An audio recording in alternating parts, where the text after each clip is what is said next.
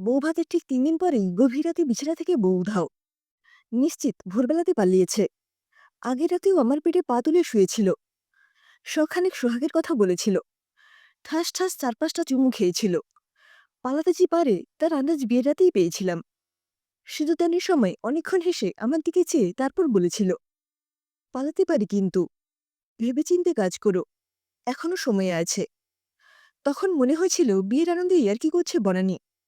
সেটা যে এভাবে এত তাড়াতাড়ি বাস্তব হবে স্বপ্নেও ভাবিনি। মাসখানেক আগে বিয়ে ঠিক হয়েছিল।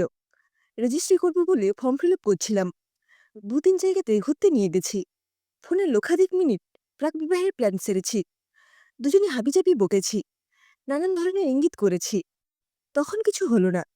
আর এখন সবার মুখে চুনকালি লেপে একেবারে ধা। আফসোস হচ্ছে, তখন কেন বনানীর কথা বিশ্বাস করলাম না। আর একটু তলিয়ে ভাবলাম না। ১ মাস গল্প করে মেয়েটাকে চিনতেও পারলাম না। শুনেছি বউ হারালে মাথা ঠিক থাকে না। সত্যিই তাই। ঘণ্টা ২ এর মধ্যেই মেজাজ বিগড়ে গেল। ইস, তখন যদি বনানীর কথা বিশ্বাস করতাম, এই ফ্যাচাং কলে পড়তে হতো না। বউ পালানো পুরুষ আর দাঁত হারানো গরুকে নাকি কেউ সম্মান করে না। বিয়ের ৫ দিনের মাথায় যার বউ ভাগে তাকে খোঁজা নবংশক বলে লোকে দেখে দিলেও কিছু বলার থাকবে না। ভোরে উঠে সবার আগে মাকে জানালাম। মা সব শুনে বিস্মিত হয়ে চোখ বড় বড় করে বললেন, চুপ চুপ, কেউ যেন জানতে না পারে। খবরদার, কাউকে বলিস না। ইস, মুখে একেবারে চুনকালি লেপে দিয়ে গেল গো। তারপর ভুল বদলে আমার উপরই খেপে উঠল মা। চাপা গলায় বলল, বিছানা থেকে বউ পালালো টের পেলি না? অপদার্থ, হাবা একটা। যা ভাগ, আবার নালিশ করতে এসেছে। মায়ের কথায় অত্যন্ত ভয় পেয়ে গেলাম। ভালো করে চোখ মুছে হাই তুলে বললাম, কি হবে মা? মায়ের চোখে মুখে তখন ভয়ের চিহ্ন। গলা নামিয়ে চুপি চুপি বলল, কেউ যেন জানতে না পারে। জিজ্ঞেস করলে বলবি বাপের বাড়ি গেছে। আসতে দেরি হবে। ওর এক্সাম চলছে ইউনিভার্সিটিতে। বরং উচ্চ মাধ্যমিকে ইংরেজিতে ব্যাক। কি করে ইউনিভার্সিটিতে এক্সাম থাকবে? এ তো ডাহা মিথ্যা। এখন দেখছি বউ হারিয়ে মিথ্যেও বলতে হবে। সবচেয়ে বড় কথা, মা মিথ্যে শিখিয়ে দিচ্ছে। বউ হারালে মনে হয় সবাইকে দল বেঁধে মিথ্যে বলতে হয়। একটু পরেই দেখলাম মা বাবার সঙ্গে ফোনে অত্যাধিক উত্তেজিত হয়ে কি যেন বলছেন। নিশ্চিত বউ হারানোর গল্প। বাবা দার্জিলিংয়ে জর্জ কোর্টের উকিল। ওখানে ডিবিগিরি রোডে আমাদের একটি বাড়িও আছে। ঠাকুরদা শখ করে কিনেছিলেন। বাবা এত সকালে ঘুম থেকে ওঠেন না। এখানকার বিয়ে থা আত্মীয় স্বজন বিদায় করে গতকালই পৌঁছেছেন দার্জিলিং। আর আজ সাত সকালেই আবার এই খবর। খানিক পরেই মা ছুটতে ছুটতে এসে উদ্বিগ্ন হয়ে বললেন, বাঁচতে চাইলে পালা। মেয়ে যদি কেস করে না, সোজা হাজত। তোর বাবাও বাঁচাতে পারবে না। মারাত্মক ভয় পেয়ে গেছি। আতঙ্কে বাড়ি ছেড়ে পালাচ্ছি। তবে একটাই বাঁচোয়া, মা সঙ্গে আছেন। উকিল বাবার কাছে দার্জিলিং যাচ্ছি। কিছু একটা ব্যবস্থা হবেই। অত্যাধিক বেশি দামের টিকিট কেটে যখন বাগডোগরা এসে নামলাম, তখন বিকেল। ট্যাক্সি ধরে ঘুম স্টেশনে এসে দেখি মারাত্মক জ্যাম। রাত্রি ৯টা বেজে গেল ডিবিগিরি রোড পৌঁছতে। রাতে বাবা গম্ভীর হয়ে সমস্ত কিছু মনোযোগ দিয়ে শুনে এই মারেন কি সেই মারেন। আমি যে বড় হয়েছি, অ্যাডাল্ট হয়েছি, বিয়ে করেছি, সেটাই ভুলে গেছেন। এই বয়সে ছেলেপেলেকে কেউ ধমকায় না, মারেও না। আমার বউ হারিয়েছে বলে ওনার কোনো দুঃখ নেই। যত দুঃখ বউ ভাতের টাকা খরচ নিয়ে। কয়েক লক্ষ টাকা যে জলে গেল, সেইটা বারে বারে শোনালেন। আমি যে মহা অপদার্থ, সেটাও আকার ইঙ্গিতে বোঝালেন। শেষে ভেঙচি কেটে বললেন, একটা বউ ধরে রাখার ক্ষমতাও রাখো না। রাতে দেখলাম মা বাবার সঙ্গে একান্ত গোপন বৈঠক করছেন। নিশ্চিত কেস সাজাচ্ছেন। বাঘা উকিল বলে কথা। ছেলেকে বাঁচাতে না পারলে সম্মান নিয়ে কথা উঠবে, বংশের নামে কলঙ্ক রটবে। বাবা আমার সঙ্গে একটিও কথা বললেন না, সান্ত্বনাও দিলেন না। বউ হারালে কি কি বিপদ হতে পারে সেটাও জানালেন না। শুধু গম্ভীর হয়ে গোটা ২ পান খেয়ে মায়ের সঙ্গে কি নিয়ে খিটিমিটি করে শুতে গেলেন। বাবার বউ হারালে আমি নিশ্চিত অন্তত গোটা ১০ উপদেশ দিতাম। উপদেশ দিতে না পারলেও সান্ত্বনা দিতাম, অভয় দিতাম, ভয় না পেতে বলতাম। খুব সকালে মায়ের হাঁটার অভ্যেস। দার্জিলিং এলে একা একা হাঁটেন না। উঁচু নিচু রাস্তা বলে পড়ে যাবার ভয়। বাবা একবার মাকে বলেছিলেন, গোটা হিমালয়ের যা ওজন, মায়েরও নাকি তাই। সেই নিয়ে কুরুক্ষেত্র বেঁধেছিল একবার। ফলে আমাকে ডেকে তুলে, এক বউহারা দুঃখীকে ডেকে তুলে সকালে নিয়ে চললেন হাঁটতে। বনানীর দুঃখে অনেকবার চোখে জল এসেছে। গোপনে রুমাল দিয়ে মুছেছি। একা থাকলে দুঃখটা উপভোগ করা যায়। এই সকালটাই ছিল তার বেস্ট সময়। এখন মায়ের সঙ্গে হাঁটতে যেতে মোটেই মন চাইছে না। বালিশ ভিজিয়ে বনানীর কথা ভাবতে ভালো লাগছিল।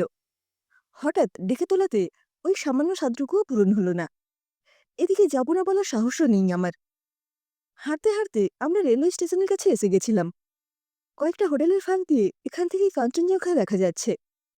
আকাশ এত পরিষ্কার, মনে হচ্ছে হাত বাড়ালেই নাগাল পাবো কাঞ্চনজঙ্ঘার দুধসাদা বরফ।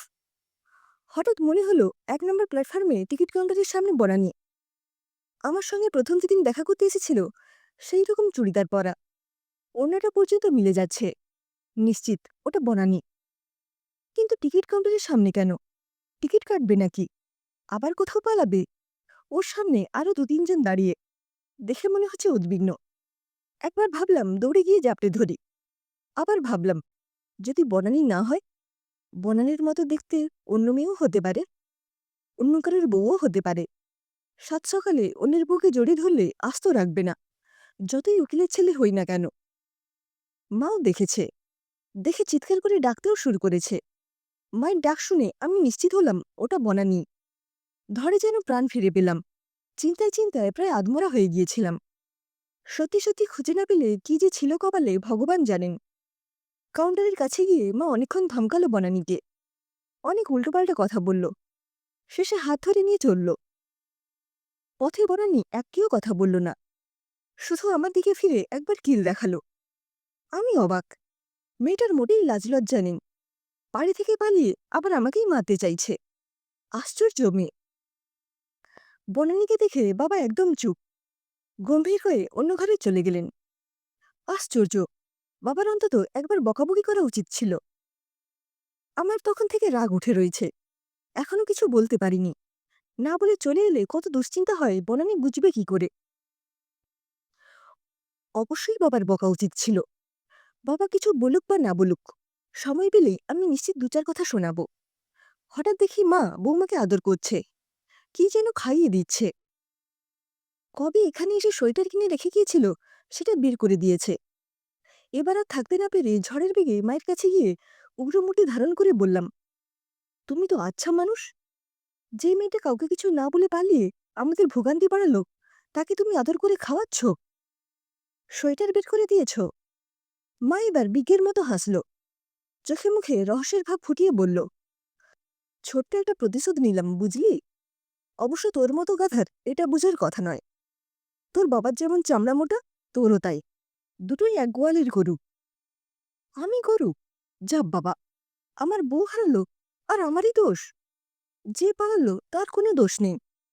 কিন্তু প্রতিশোধ? কিসের প্রতিশোধ? আমি তো কোনো অন্যায় করিনি। মা আমার উপর প্রতিশোধ নেবে কেন? নিশ্চয়ই কিছু গন্ডগোল হচ্ছে। নিশ্চিত বনানী ভুল বুঝিয়েছে মাকে। না, এভাবে ছেড়ে দিলে হবে না। কি অন্যায় করেছি সেটা জানতে হবে। ওনাদের চাপেই তো বিয়ে করেছি। অন্যায় আবার কবে করলাম? আচ্ছা মুশকিল তো। কিছু একটা না বললে হচ্ছে না দেখছি। মা বলে অন্যায় করবে এটা হতে পারে না। আমার উত্তেজিত ভাব দেখে মা হেসে হাত ধরে বনানীর পাশে বসিয়ে বলল, তুই একবার কাউকে না বলে বাড়ি থেকে পালিয়েছিলি, মনে আছে? ৩ দিন কোনো খবর দিসনি। ওই ৩ দিন যে কিভাবে আমার কেটেছিল জানিস না। না খেয়ে কেঁদে কেঁদে প্রায় মরেই গেছিলাম। বাড়ি ফিরে একবারও তোর মনে হয়নি মা কত কষ্ট পেয়েছে, একবার জিজ্ঞেস করে দেখি। মা আবার বললেন, বনানীকে আমিই দার্জিলিং পাঠিয়েছিলাম, আমি যুক্তি দিয়েছিলাম পালানোর। তোর বাবাও সব জানে। আপনজন হারালে কত কষ্ট হয় একবার অনুভব করে দেখ। সত্যি, বাবার উপর রাগ করে একবার বাড়ি থেকে পালিয়ে গিয়েছিলাম। মা কি পরিমাণ কষ্ট পেয়েছিলেন একবারের জন্যও জিজ্ঞেস করিনি তখন। সত্যিই অন্যায় করেছিলাম তখন। আমি উঠে ধীরে ধীরে মায়ের কাছে যেতেই মা আমাকে বুকে চেপে ধরে চোখ মুছে বললেন, ওরে খোকা, জানিস না, সন্তান চোখের আড়াল হলে মা কতটা উতলা হয়, কষ্ট পায়। আমি কোনো কথা বলতে পারলাম না আর। শুধু ছোট্ট শিশুর মতো মাকে জড়িয়ে রইলাম অনেকক্ষণ, অনন্তকাল।